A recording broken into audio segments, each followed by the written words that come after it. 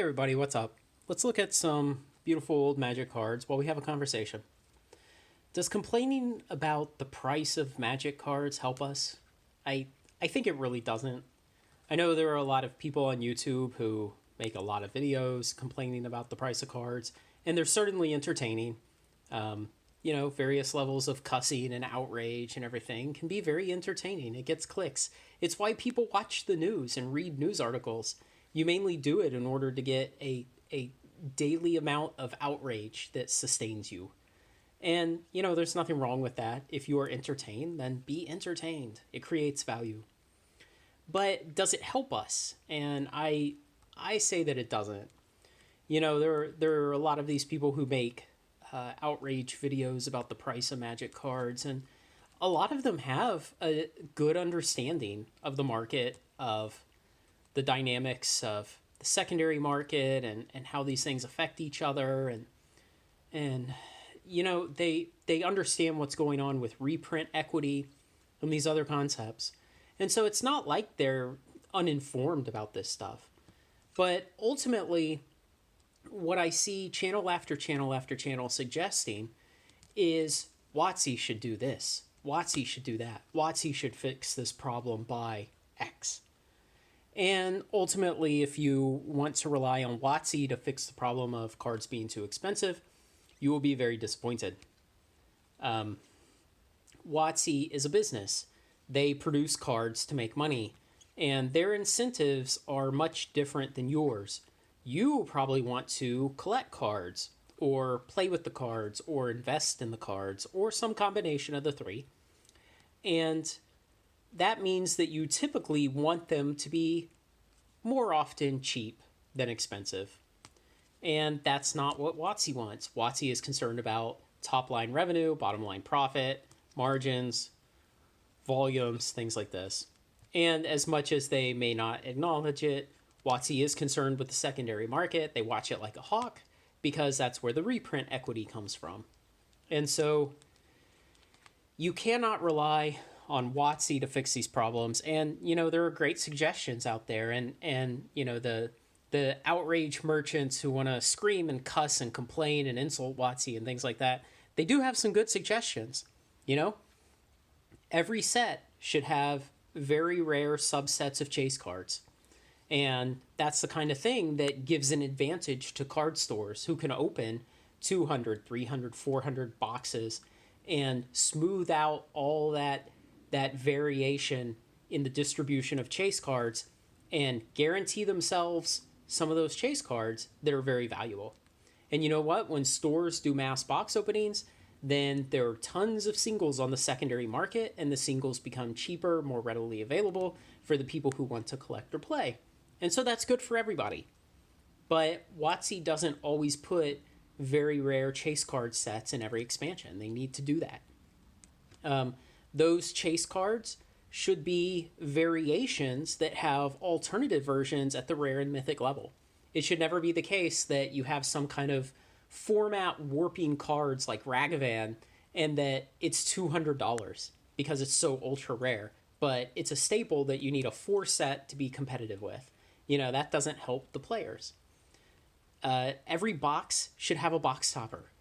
Now, they don't all need to be the same, like maybe draft and set boxes could have a different box topper than the collector boxes, and maybe collector boxes should have 2 box toppers, I don't know. But having the box topper encourages stores and players to buy at the box quantity, which is what WotC wants. It gets more cards out there at better value and more singles. So, I guess a fourth thing I think WotC should do is bring back the reserve list. Start adding to it again. And I know some people get really upset about the reserve list. It's reality. It works for what it's designed to do. And if new players could come into the game and see, hey, if I get some of these really special cards, then they will hold some value forever. Even when I get tired of playing this game, they will hold some value.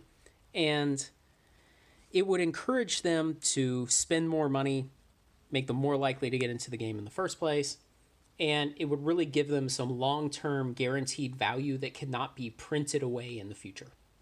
So bring back the reserve list, add a couple cards per set. Some people have great ideas about make the reserve list just an art reserved list. So, hey, you would never reprint this art again, but you'd reprint different art of the same card. And that could be a way to do it too. But the problem with all these suggestions is they all rely on WotC to save us. WotC to come riding in, change their stance, give away the profit motive, and do things that are great for us and bad for their bottom line. And we just can't rationally expect them to do that. So instead, you're on your own. If you want to fix the problem of cards being too expensive, you have to fix the problem for yourself.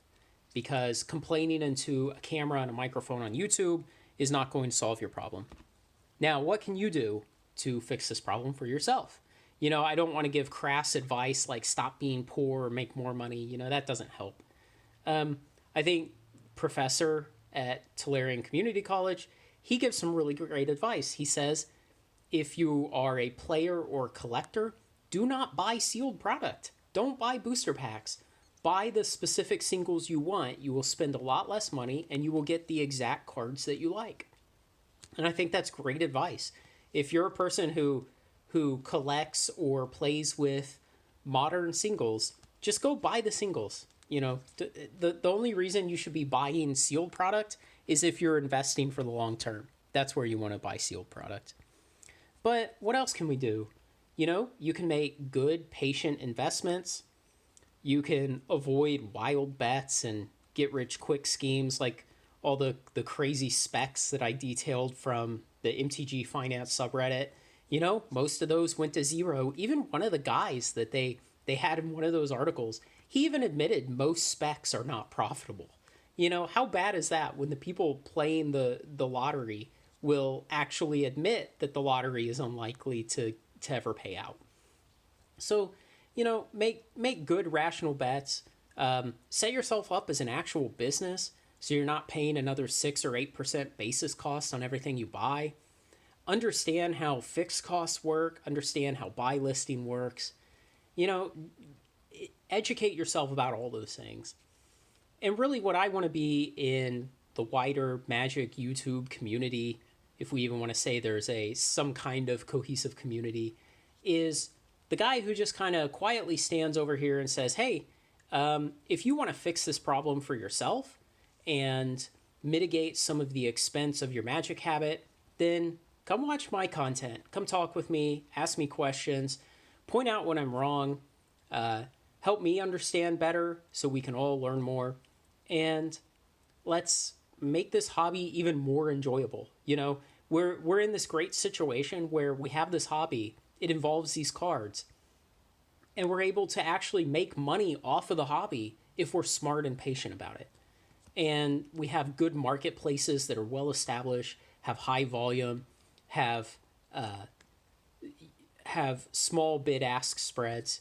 And, it's a really great place to be in for a hobby. So take advantage of it. Like, comment, share, and subscribe.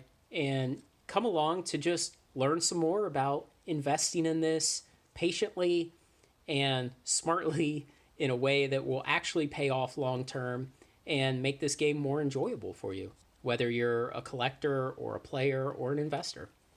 So let me know what you think in the comments. And if you want to, like, comment, share, and subscribe, and join me on Final Trade. Thanks a lot.